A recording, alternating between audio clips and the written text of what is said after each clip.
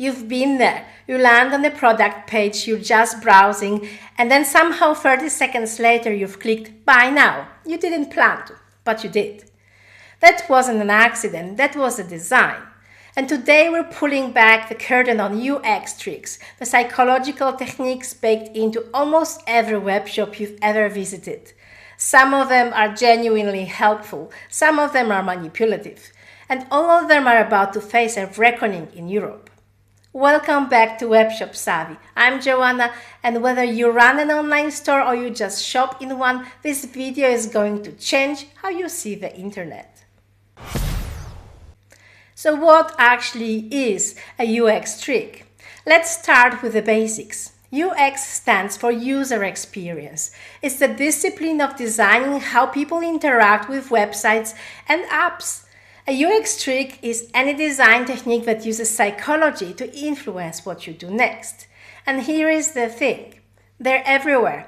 Every major e-commerce platform, Amazon, ASOS, Booking.com, has entire teams whose job is to figure out how to nudge you toward one specific action, usually spending money. Now, not all these tricks are bad. Some of them genuinely make your shopping experience easier. Some of them are outright manipulative. The difference comes down to one question: who does this actually serve? The user or the business? Let's go through both sides. The first category is what we call psychological nudges. The most common one is the default option. When a webshop pre-ticks subscribe to newsletter or pre-selects the medium size, they're using something called status quo bias. People are far more likely to stick with whatever is already chosen. If the default serves the user, that's fine. If it's sneaky, it's a problem. Then there is a visual hierarchy. Think about the last time you saw a big orange Add to Cart button next to a tiny gray Maybe Later link. That's not a coincidence. Color contrast, size, and white space are all used to direct your eye and your click exactly where the designer wants it. On its own, this is completely legitimate design. It helps you find what you're looking for faster. One-click checkout is a classic example of friction management, removing steps from the purchase process so you're less likely to abandon your cart. Again, genuinely useful. Fewer clicks means a better experience and more sales. Win-win. Progress bars, loyalty points, badges, that's gamification. Your brain gets a tiny dopamine hit when you see you're 80% of the way to gold status. Apps like Duolingo have basically built their entire product on this principle. Used honestly, it keeps users engaged in ways they actually enjoy. And then there's emotional design. Things like a friendly error message that says, "Oops, our bad," instead of "error 404. Or a micro animation that makes clicking checkout feel satisfying. These things reduce stress and create brand affinity. They're subtle, but they matter. Now let's talk about the stuff that should make you angry. Dark patterns are design choices that deliberately work against the user. The term was coined by UX designer Harry Bringnall back in 2010, and they've only gotten more sophisticated since then. Confirm shaming is a great example. You've seen it. The pop-up says, "Get 10% off your first order," and the button to decline says something like, "No thanks, I prefer to pay full price." That little guilt trip, completely intentional. It's designed to make you feel stupid for saying no. Fake scarcity is another big one. Only 2 left in stock, except that counter has said 2 for the past 3 weeks. Or a countdown timer that resets every time you reload the page. Artificial urgency to rush your decision making. Then there is a roach motel design. Easy to sign up, nearly impossible to cancel. You click your way into subscription in 30 seconds and then spend 15 minutes hunting for the cancellation page, which is buried 3 menus deep. And let's not forget cookie banners. The Accept All button is big, green, and front and center. The Manage Preferences option is tiny gray text link.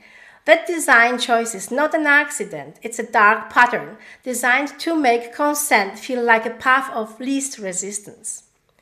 These aren't just annoying, they erode trust, and they're increasingly illegal. Now, I want to pause here and talk directly to the shoppers watching this, because WebshopSavvy isn't just for people who run stores, it's for everyone who navigates them too.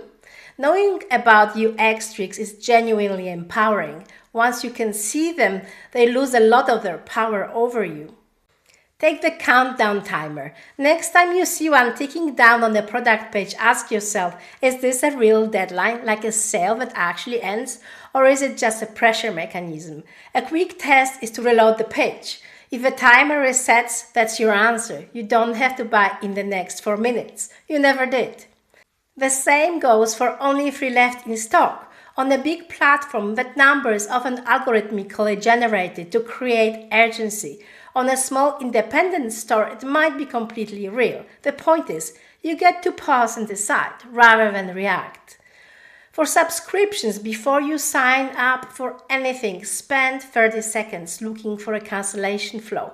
If you can't easily find it, or if it requires calling a number or sending an email, factor that into your decision. A brand that makes it hard to leave is telling you something about how they see the relationship.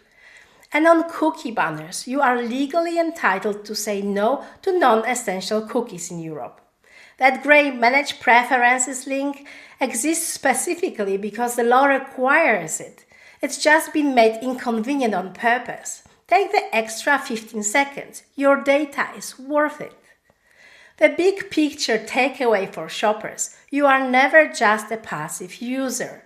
Every interface you interact with has been designed to guide your behavior.